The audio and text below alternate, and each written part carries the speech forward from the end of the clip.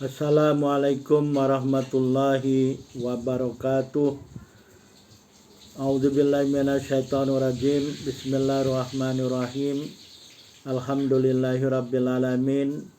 Allahumma shalli wa sallim wa barik ala nabiyyina Muhammad wa ala alihi washabihi ajmain wa man tabi'ahum bi ihsanin ila yaumiddin. Amma ba'd. Kita sambung pembicaraan kita mengenai fadilah doa dalam as-sunnah. Kita sudah membicarakan 3 hadis yang telah datang mengenai fadilah berdoa ya, dalam video-video sebelumnya. Bukan 3, 4 ya. Maaf, ada 4 hadis-hadis yang sudah kita bicarakan mengenai fadilah doa di dalam as-sunnah ya. Selanjutnya kita akan membicarakan hadis yang kelima ya. Hadis ini diriwayatkan dari Abdullah bin Mas'ud radhiyallahu anhu ya. Beliau mengatakan ya, An Abdillah bin Mas'udin radhiyallahu anhu ya. Qala Rasulullah sallallahu min fadlihi fa innallaha azza wa jalla yuhibbu ayyus'ala wa afdalu ibadah intidarul faraj ya. Maksudnya ya, telah diriwayatkan dari Abdullah bin Mas'ud radhiyallahu anhu ya, Rasulullah SAW beliau ni Abdullah bin Mas'ud mengatakan Rasulullah SAW telah bersabda. Apa sabda Rasulullah SAW? Salullaha min fadlih, mohonlah kepada Allah karunia-Nya ya. Jadi memohonlah kepada Allah karunia Allah tersebut ya. Fa innal azza wa jalla yuhibbu ayyus'ala. Sesungguhnya Allah Subhanahu wa taala itu suka bahwa Allah itu diminta ya. Jadi Allah itu suka kalau Allah itu dimohon kepadanya ya. Kalau kita memohon kepada Allah, Allah itu ridho, suka ya. Kita juga sudah lihat di dalam Al-Quran ya, bahwasanya Allah menyuruh kita supaya berdoa kepada Allah. Jadi Allah suka bahwa kita ini hamba-hambanya memohon kepada Allah Subhanahu wa taala ya. Ud'uni astajib lakum, kata Allah kan dalam Al-Quran. Mohonlah kamu sekalian kepadaku, astajib lakum. Aku akan mengijabah, aku akan mengabulkan doa kamu sekalian ya. Jadi Allah sangat suka kalau kita ini memohon kepada Allah. Jadi kita merasa hamba kepada Allah ya. Jadi ini adalah ubudiyah kita kepada Allah dan menjadikan Allah ilah uluhiyah. Jadi ada tauhid uluhiyah dan ada tauhid ubudiyah ya. Ubudiyah kita sebagai hamba Allah memohon hanya kepada Allah, dan kita jadikan Allah adalah Allahus Somad, hanya Allah tempat bergantung. Ini adalah tauhid uluhiyah. Hanya kepada Allah kita memohon, hanya kepada Allah kita bergantung. Dan selanjutnya Rasulullah mengatakan wa afdal ibadah intidarul faraj, dan paling utama ibadah adalah menunggu datangnya pertolongan atau bantuan dari Allah Subhanahu wa taala. Hadis ini diriwayatkan dari At-Tirmidzi ya. Imam At-Tirmidzi meriwayatkan dalam sunannya nomor 3571. Jadi memohonlah kepada Allah Subhanahu wa taala untuk bertambahnya karunia-Nya ya, kepada kita sekalian ya. Kalau Allah sudah ridha memberi karunia kepada kita, Masya Allah, hidup ini terasa ringan ya. Hidup ini tidak ada lagi merasa gelisah. Hidup ini tidak ada lagi merasa sedih ya. Tidak ada lagi rasa takut ya. Kalau Allah sudah memberi karunia dan rahmatnya, apalagi kalau sudah ridha kepada kita ya. Jadi Allah ini memberi karunia bukan dikarenakan suatu sebab ya, seseorang mempunyai hak untuk perkara tersebut. Akan tetapi Allah SWT sangat suka bahwa seorang memohon kepadanya.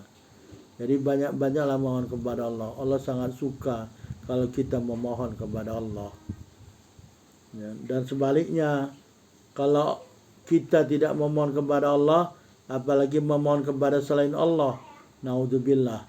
Kita kalau seseorang memohon kepada selain Allah, dia telah membuat andada, dia telah membuat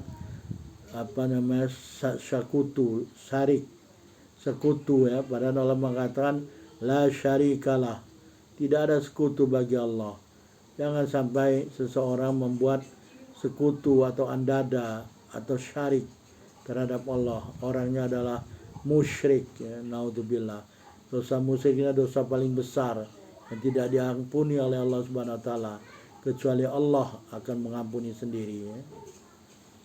Jadi Allah murka kalau kita tidak memohon kepada Allah. Nah, di sini juga diriwayatkan dari Abu Hurairah radhiyallahu anhu ya. Hadis diriwayatkan dari Abu Hurairah radhiyallahu anhu ya, dalam Musnad Ahmad nomor 10178 dan Ibnu Majah nomor 3827. Rasulullah SAW bersabda, "Man lam yad'ullaha ghadiballahu alaihi." Jadi Abu Hurairah mengatakan Rasulullah SAW telah bersabda, "Malam yada'ullaha," yang maksudnya siapa yang tidak memohon kepada Allah, siapa yang tidak mau berdoa kepada Allah, ghadiballahu alaihi, Allah murka atasnya ya. Jadi Allah murka ya, jangan sampai kita dimurkai oleh Allah. Inilah yang kita minta kan. 17 kali kita minta kan. Ihdinas siratal mustaqim siratal ladzina an'amta 'alaihim ghairil maghdubi kan. Jalan orang yang kau beri nikmat, bukan jalan orang yang kau murkai ya. Naudzubillah, jangan sampai kita dimurkai oleh Allah. Mau lari kemana kita? Dunia akhirat tak selamat ya, kalau Allah sudah murka. Jadi kata Rasulullah ya, malam yad'ullaha ghadibal alaih. Siapa yang tidak berdoa memohon kepada Allah, Allah murka atasnya ya. Ini juga diuraikan oleh Al-Imam Al-Bukhari dalam kitabnya Al-Adabul Mufrad ya, dengan lafaz malam yas'alillaha ghadibal alaih. Siapa yang tidak memohon kepada Allah, Allah akan murka atasnya ya. Ini bisa dilihat dalam kitab Al-Adabul Mufrad nomor 658 ya. Kemudian juga di dalam riwayat At-Tirmidzi ya.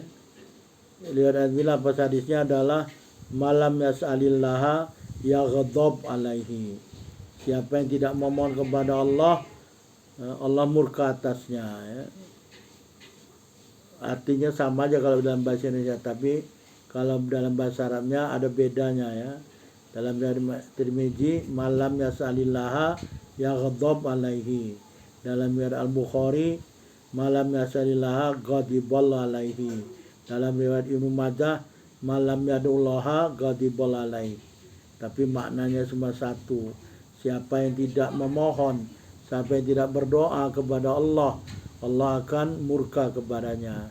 Kita masih ingat ya di dalam fadilah doa dalam Al-Quran kan, kalau dia sombong tak mau berdoa kepada Allah, padahal doa itu adalah ibadah, Allah akan mencampakkannya ke dalam jahanam dalam keadaan hina kan. Sudah ada di dalam fadilah doa dalam Al-Quran. Lihat saja video sebelumnya ya, sudah kita bicarakan kan. Allah murka orang yang tak mau berdoa kepada Allah, sombong ya, naudzubillah, sombong.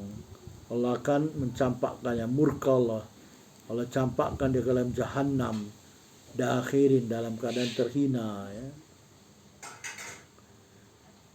Sedangkan dalam dalam riwayat Al-Hakim ya, Al-Hakim juga meriwayatkan lafaz yang serupa dengan At-Tirmidzi. Dalam Al-Wa'du oleh Askari, Allah Subhanahu wa taala telah berfirman. Ini hadis qudsi ya. Man la yaduni aghdabu alai. Siapa yang tidak berdoa kepadaku, aku murka atasnya, kata Allah ya. Ini bisa dilihat dalam kitab Al-Ittihaf karangan Az-Zabidi ya.